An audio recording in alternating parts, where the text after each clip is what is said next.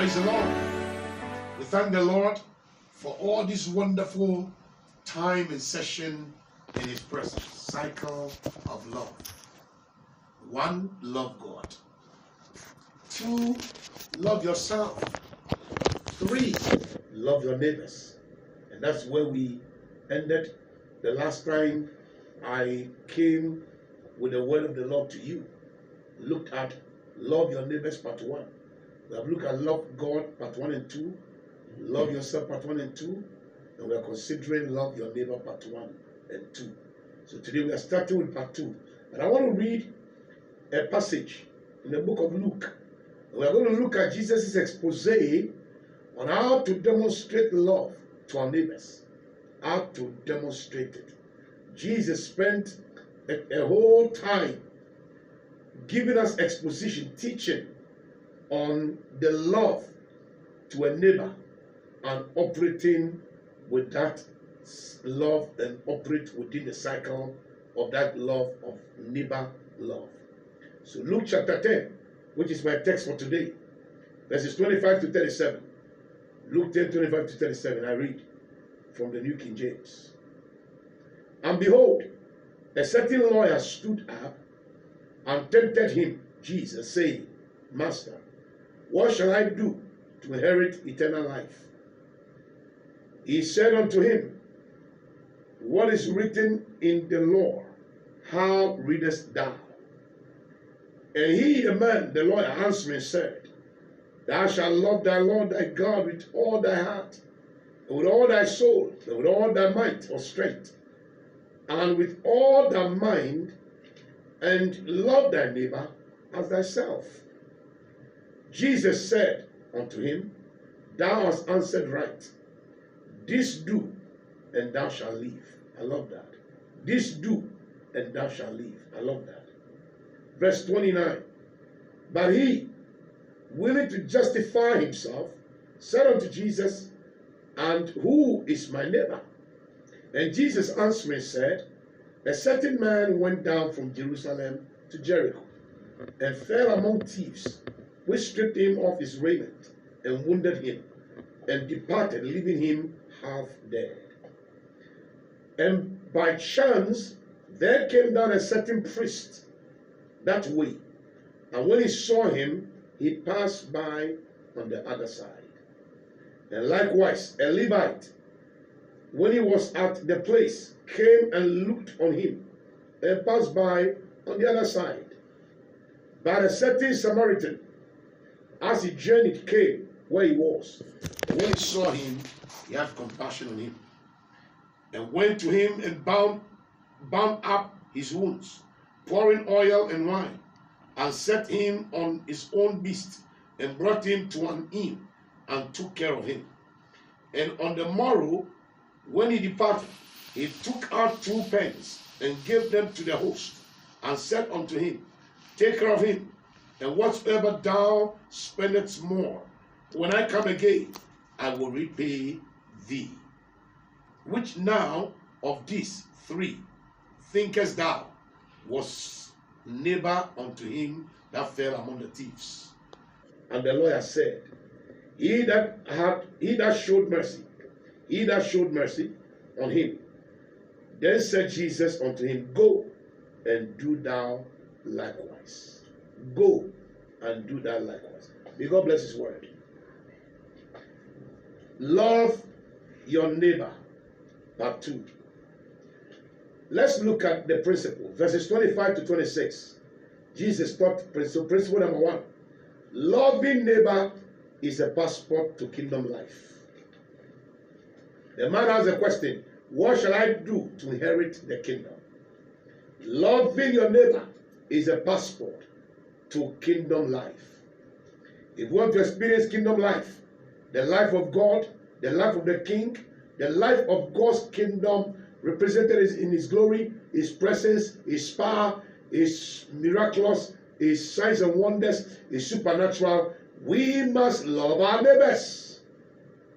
Number 2 principle, verses 27 and 28. Loving your neighbor is not legalistic, but a lifestyle. Loving your neighbor is not legalistic, but a lifestyle. The man that came to Jesus was a lawyer with legal knowledge. He had legal knowledge of the law of loving your neighbor, but it wasn't his lifestyle. Because Jesus told him, having to read the law, he quoted the law. He was legalistic. He quoted the law, how to love God, how to love thy neighbor, because he knew the greatest law.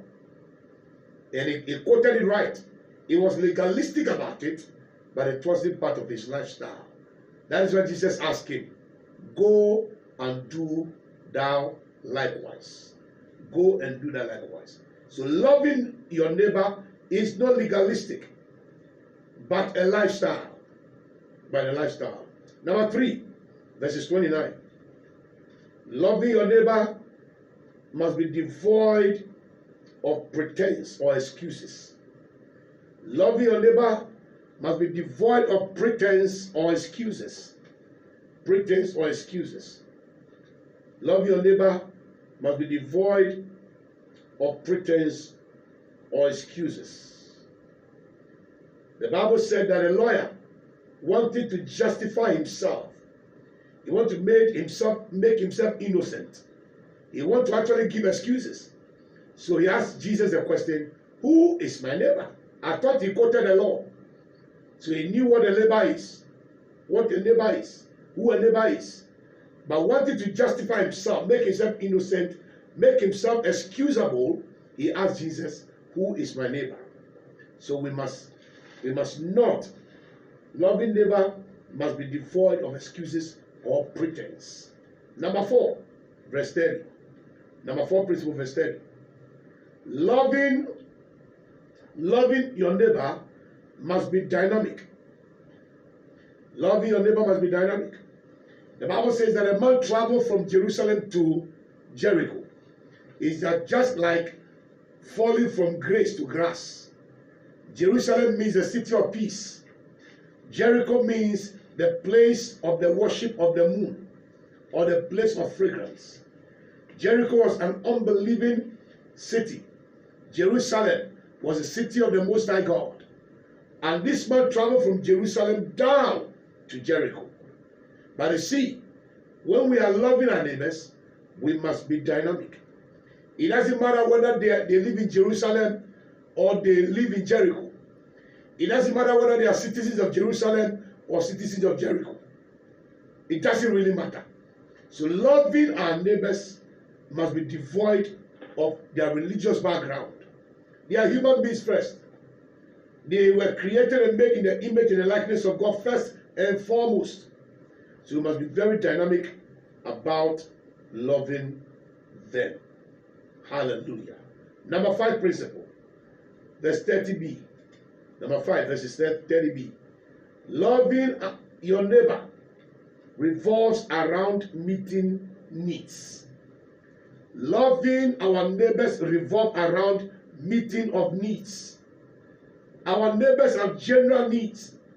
Our neighbors have felt needs. We need to discern their needs. And we need to show love by acting and providing and deploying any solution to needs as we love our neighbors. James says, if I have faith, and I talk about faith, but I see my brother or my sister naked or in need, and I'm not able to help that person, I will still have faith, but I have no works to show. Our faith actually works by love. Without love, faith cannot work. Without love, faith cannot work. So loving your neighbor or our neighbors revolves around meeting needs. When we consider meeting of needs, we are looking at the general need and also the specific or felt needs, which must be able to discern. We must be able to discern the needs to be able to meet them. They all saw him stripped.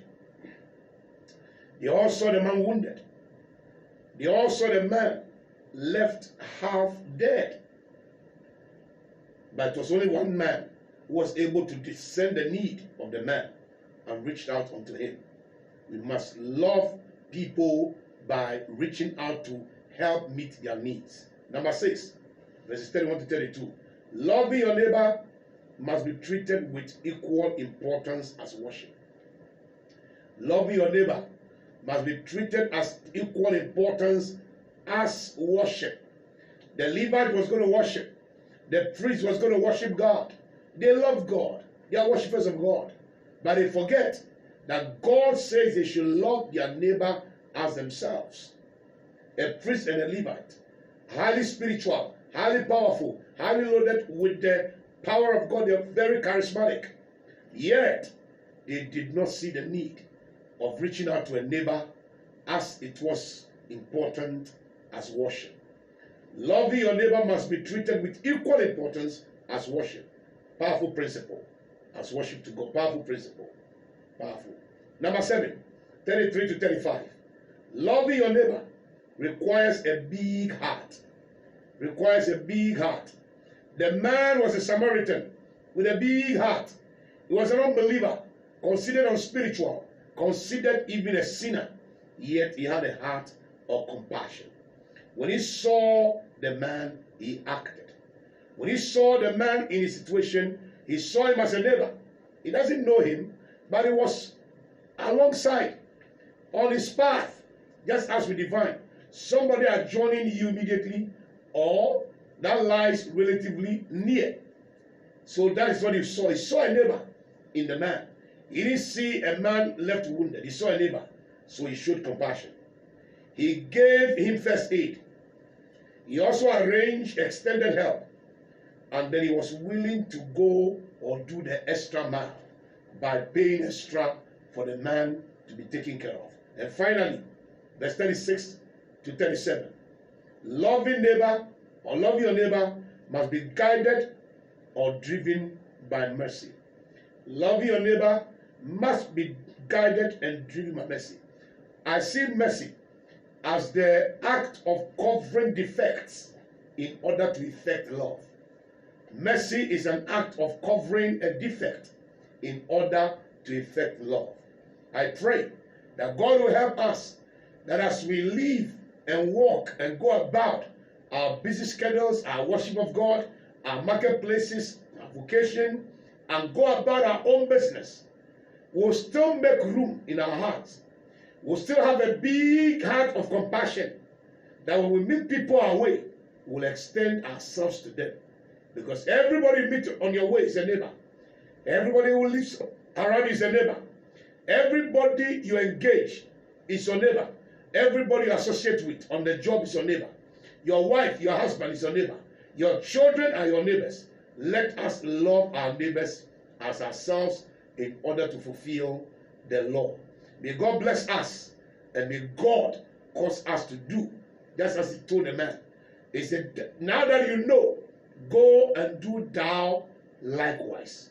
May we do what Jesus instructed a lawyer to do, and never be legalistic, never give excuses, never try to be innocent and try to push the love of our neighbor away. May God bless us. In Jesus' name, amen.